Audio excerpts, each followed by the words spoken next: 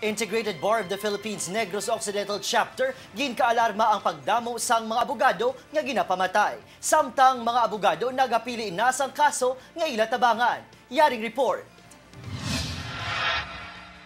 Nagakahangawa ang IBP Negros Occidental sa nagadamo nga pagpatay sa ilang mga miyembro. Pinakaulihi diri ang kamatayon sa human rights lawyer nga si Attorney Benjamin Ramos Jr. sa kamot sang riding in tandem. Nga kung abogado ka, you can just be taken down without any defense. No? Ito, ano man lang aton, we are just in the exercise of our profession. Bukasyon bilang abogado, kisaari ka sa prosecution, kisaari ka sa depensa. Dugang pa nila pore ang negatibong epekto sang kultura sang pagpamatay sa mga nagahandom nga mangin abogado.